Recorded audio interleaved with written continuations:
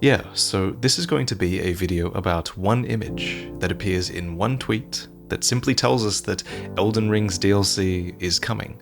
And I'm going to try and make this a good video because, yes, I am going to present some truly unhinged speculation about the contents of the DLC, but most importantly, this is actually the perfect excuse to discuss a few things that we haven't dived into yet on this channel. For example, we've yet to discuss Torrent, whose mysterious origins are clearly being teased here, and I also want to talk about the dark side of the Erdtree, which is absolutely a huge part of the lore already. So my goal in this video, even if my predictions are wrong, is to at least gear you up with some knowledge about the game's lore that you can take with you no matter where the DLC actually takes us. And my other goal with this video is to let you know that my art book is currently 10% off for a limited time. First and foremost, let's talk about who is riding Torrent in this image, because out of everything I talk about in this video, this is the thing that I'm most certain of. Now, at first, when I saw this, my mind went immediately to it being Queen Marika, because of that braided golden hair. They're also riding Torrent sitting in a side saddle manner, which was historically a way for a woman to sit on horseback with dignity while wearing a dress. The character is also wearing a similarly placed upper armband, so while it's definitely possible that this could be a young Marika, I still think that that's nowhere near as likely as the alternative I'm about to suggest, which is that this person is Miquella, who was one of Marika's many demigod children. So item descriptions and dialogue all refer to Miquella as a he. However, Miquella does have the feminine side to match the person riding Torrent in this image. Like literally, they have a feminine alter ego called Saint Trina. If any of this is news to you, then I recommend you go and watch my recent 47-minute long lore video on Miquella that explains so much about their character. But in that video, I talked about all the known statues of Miquella, which feature them in a long garb that actually cuts off at the elbow, and looking back, this is the exact same garb that this character is wearing.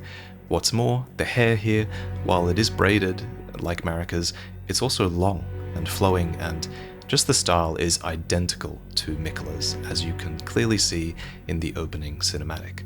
Marika's hair, by contrast, is always symbolically depicted as two standalone braids, and not to mention, depictions of Marika are always of her in full womanhood, but this figure is meek and they're childlike by comparison. So, in my eyes, this is definitely Miquella, who was cursed to eternal childhood. Also, in regards to the tweet, it does say, "Rise tarnished and let us walk a new path together," which kind of reminds me of what I said in the recent Miquella video, where I speculated a lot about how Miquella's intent might be to plant a new world order, and perhaps to walk a new path.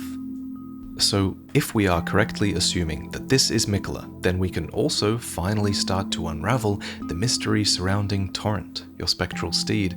And that's important, because Torrent is not just some random mount, he's a full-on character.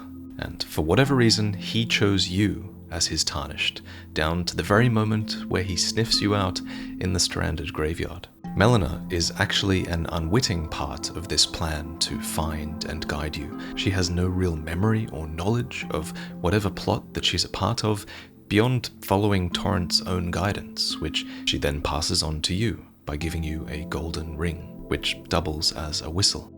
Someone who does seem to know a bit more about Torrent is Rani, who, you might remember, at the very start of the game, entrusts you with 3 lone wolf spirits, and they give you a spirit calling bell as well, and Rani says that these are from Torrent's former master. I'd heard tell of a tarnished hurtling about atop a spectral steed. I was entrusted this for thee, by Torrent's former master. Now, you could argue that she's referring to Melina as Torrent's former master here, but then that doesn't really make sense, because why would Rani bother to hide Melina's identity as Torrent's former master if we've met Melina already? So I think that Torrent's former master is surely some other third party, someone who is clearly very in tune with spirits, considering Torrent is himself a spirit, and considering the spirit calling bell and the 3 lone wolves are all from the same person. Speaking of the 3 wolf spirits, there's actually a relief in Farum Azula that depicts 3 wolves crowded around a small, slight figure. Whoever owned Torrent would have also owned the 3 wolf spirits, so I've always wondered if this image was depicting Torrent's former master. And whoever Torrent's former master was, they were someone that was able to compel both Melina and Ranni to seek you out on their behalf. My best guess until now was that it was Marika doing this, as we know she goes to great lengths to help the Tarnished. Even Hugh forges weapons for you on Marika's behalf, and he even speaks of a spirit caller that he once knew. So yeah, I always thought the spirit caller might have been Marika until now, because considering this image, I think we really have to entertain the possibility that Torrent's former master could have been Miquella. As you may know, Miquella had a famous ability to compel the affection and loyalty of others, so it's also very easy to think then that Ranni, Melina, Torrent, and even Hugh might have intervened to assist you on Miquella's behalf. Miquella was also a talented craftsman who might have crafted the golden spectral steed whistle ring. Anyway, for now this is just all speculation, but at the very least, I think we are getting closer to learning about Torrent's former master here, for sure. And finally, what's with the dark Erdtree in the distance? This is the last thing I want to discuss because this is the thing I think you can be the least sure of, and I'm kind of just going to throw a lot of theories at the wall and see if anything sticks. But it's a really fascinating concept, so whatever this tree is, whatever's happened to this Erdtree, it's weeping gold. And it does still seem to be a source of light, just like the Erdtree is in-game, except now it has a weak golden light that filters from behind its branches. At first, I thought it might be Miquella's Halig tree, which does seem to curve in a similar manner, and as we discussed in this video, Miquella's Halig tree is a sort of Erdtree, although it is an Erdtree that has already split and withered, so I'm not that drawn to this theory. And actually, if you look closely, it's almost as if there's 2 trees here. One that is straighter, like the Erdtree, that has a streak of gold within it, and a light filtering behind its branches, and then there's another tree that is almost twisting around it, almost as if it's strangling the Erdtree, and literally could be sapping the vitality from it. The only entity that I'd think would be capable of this, in the current game at least, would be Godwyn's Black Deathroot. This would certainly explain the colour of the trees, the strangling behaviour, and the sort of black falling decay that they have. And if Miquella is part of this DLC, then you'd think that Godwyn would be a part of things as well, considering how entwined their histories are. But of course, this is all just one line of speculation. You can go down so many. You can also try to think about when this event might occur, and I feel like you can make valid arguments for and against it being in almost every time period.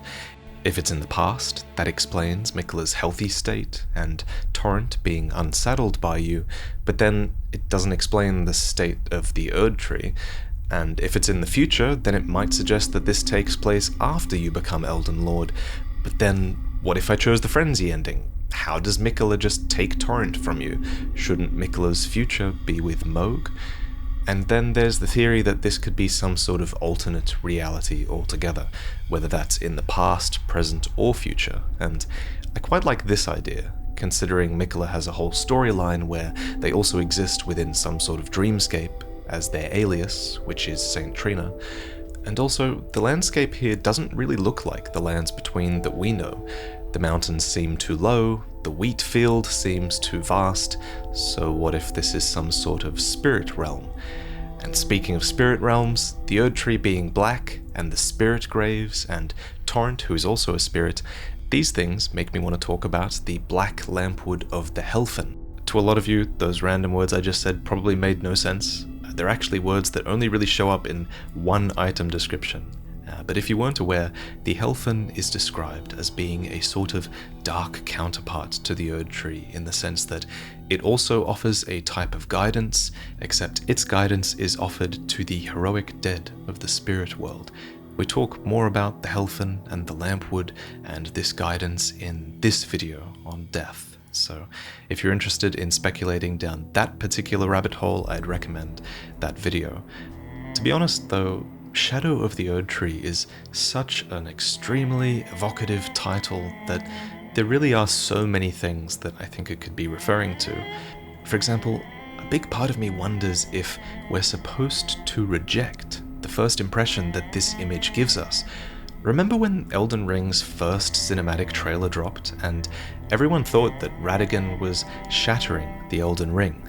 That's clearly what the trailer wanted you to think, considering the narration, but really, Radagon was actually repairing the Elden Ring, and the true story was way more complex. So I feel like we shouldn't rule out the possibility that this image might not depict the Erdtree dying. What if this image is instead depicting a scene from long ago, back when the Erdtree was first coming into existence?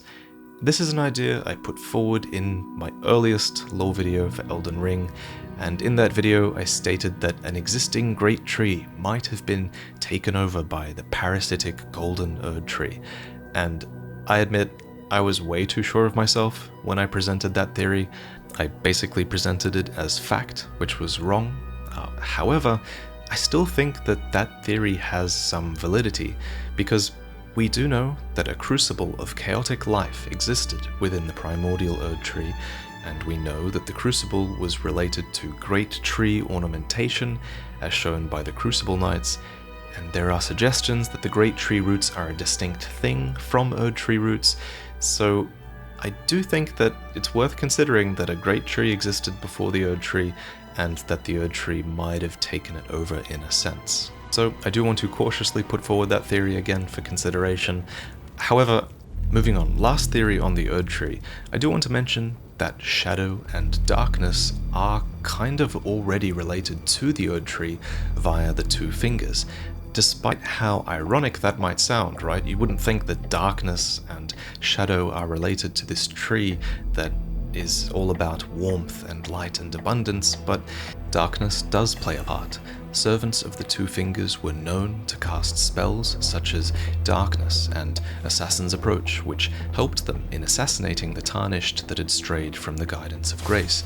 Not to mention the Two Fingers, being these envoys of the Greater Will, were capable of bestowing beastly, living shadows to prominent characters, most notably Ranni, who was given Blaidd, and Marika, who was given Malekith. So the title could be referring to these shadows, but again, I really am throwing all kinds of ideas out now, so they really could be doing anything when it comes to the setting and the time period of it all. So what do you think? But moving on from the Erdtree and Torrent and their rider, what else do we see in this image? Well, again, there are these ghostly graves with holes in their center. And funnily enough, in a recent Secrets video, we talked about how From Software loves reusing these cut God's Grave assets from Dark Souls 3. And the asset actually has reappeared in Elden Ring already. There's one grave just like these at Morn Castle, where you fight the Leonine Misbegotten. It's also not the first instance of physical objects having a ghostly presence in the world. You can also see this in Leyndell with the ghostly flagpoles.